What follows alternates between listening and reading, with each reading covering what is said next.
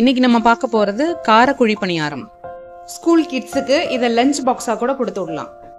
பைத்தம்பருப்புல தேவையான வெஜிடபிள்ஸ் சேர்த்து ரொம்ப அதிகமா மசாலா இல்லாம ஆயிலும் கம்மியாவே யூஸ் பண்ணி குழி பணியாரம் 15 நிமிஷத்துல ரெடி பண்ணிடலாம். தேங்காய் சட்னியை விட கார சட்னி ரொம்ப சூட்டபிளா இருக்கும். ஒரு கப் அளவு பைத்தம்பருப்பு 1 மணி நேரம் தண்ணியில ஊற வச்சுக்கோங்க. இப்ப இந்த பருப்பு 1 மணி நேரம் நல்லா ஊறிடுச்சு. 2-3 வாட்டி வாஷ் பண்ணிட்டு தண்ணியை சுத்தமா வடிகட்டிடலாம். தண்ணியை சுத்தமா வடிகட்டியாச்சு. ஒரு பெரிய மிக்சி ஜார்ல இந்த பருப்பை சேர்த்துக்கலாம். தேவையான அளவுக்கு தண்ணி வச்சு இதை கொஞ்சம் கட்டியாவே அரைச்சி எடுத்துக்கோங்க. இதுல ஒரு 1/4 டம்ளர் அளவுக்கு தண்ணி வச்சு இந்த பதத்துக்கு அரைச்சி எடுத்துக்கலாம். இப்போ இது ஒரு மிக்சிங் பவுல்ல எடுத்துக்கிறேன். மிக்சி ஜார்லயும் கொஞ்சமா தண்ணி சேர்த்து அலசி ஊத்திக்கிறேன். ரொம்ப நைஸா அரைக்காம இதே மாதிரி கொஞ்சம் கொரகொரப்பாவே அரைச்சி எடுத்துக்கோங்க. 1/2 டீஸ்பூன் சீரகம், 1/2 டீஸ்பூன் ஓமம், 1 டீஸ்பூன் மிளகாய் பொடி, பொடியா நறுக்கின ஒரு துண்டு இஞ்சி, 2 பச்சை மிளகா, பொடியா நறுக்கின வெங்காயம் 1 மட்டும் சேர்த்துக்கங்க போதும். இதுல உங்களுக்கு தேவையான வெஜிடபிள்ஸை சேர்த்துக்கங்க. 1/2 கப்பு ஸ்வீட் கார்ன், 1/2 கப்பு கொடமிளகா, 1/2 கப்பு துருவன கேரட். இது கூட 1 டீஸ்பூன் அளவு உப்பு சேர்த்துக்கிறேன். இதை ஒத்தாப்புல எல்லாத்தையும் மிக்ஸ் பண்ணிக்கலாம். பச்சை பட்டாணி, பீன்ஸ், துருவன காலிஃப்ளவர் கூட இதுல சேர்த்துக்கலாம்.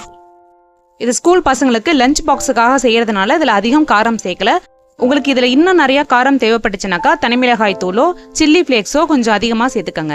இந்த பதத்துக்கு மிக்ஸ் பண்ணி எடுத்துக்கலாம். இதுல ரொம்ப தண்ணி இருக்கக்கூடாது. கேஸ் ஸ்டவ் ஆன் பண்ணி பணியாரக்கல்லையும் சூடு பண்ணிக்கலாம். தேவையான அளவு ஆயிலோ நெய்யோ சேர்த்துக்கங்க. ஆயில் ரொம்ப காய வேணா, லேசான சூடு இருக்கும் பொழுதே ஒரு கொத்து கருவேப்பிலையை உருவி போட்டுக்கங்க.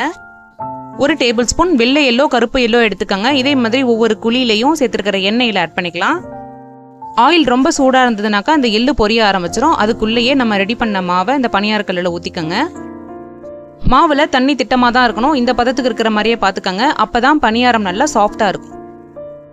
தேவையான அளவு ஆயிலோ நெய்யோ சேர்த்துக்கிட்டு இப்ப இதுக்கு மேலையும் எள்ளு தூவி விடுங்க.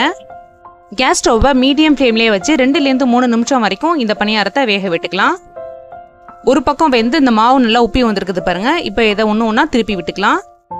உங்களுக்கு இன்னும் நல்லா கலர் வேணும்னாக்கா இன்னும் கொஞ்ச நேரம் வேக விடுங்க. இதுல சேர்த்து அந்த கருவேப்பிலையும் நல்லா பொரிஞ்சிருச்சு. எள்ளும் நல்லா பொரிஞ்சு வாசனையா இருக்கு.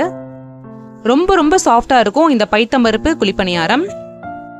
ரொம்பவே ஹெல்தி அண்ட் டேஸ்டி. செய்யறதும் ரொம்ப ரொம்ப ஈஸி. கார சட்னிக்கும் கெச்சப்புக்கும் ரொம்ப சூட்டபிளா இருக்கும். இதை ஈவினிங் டைம்ல ஸ்நாக்ஸா கூட செய்யலாம். சுட சுட சாப்பிடும்போது எத்தனை சாப்பிட்ருக்கோம்னு கணக்கே தெரியாது. அடுத்தடுத்த மாவையும் இதே மாதிரி கருவேப்பிலை எள்ளு ஆட் பண்ணி ஊத்தி எடுங்க. மாவை ஊற்றி வேக விட்டு எடுக்கிறதுக்கு கரெக்டாக ஒரு 5 நிமிஷம் ஆகும். இப்போ நம்மளோட கார குழி பணியாரம் ரெடி. இந்த ரெசிபி பிடிச்சதுன்னா உங்கள் ஃப்ரெண்ட்ஸ் அண்ட் ஃபேமிலி மெம்பருக்கு ஷேர் பண்ணுங்கள். ஃபர்ஸ்ட் டைம் பார்க்குறவங்க மறக்காம என் சேனலை சப்ஸ்கிரைப் பண்ணுங்கள். Until then, bye from Kausi. Thanks for watching.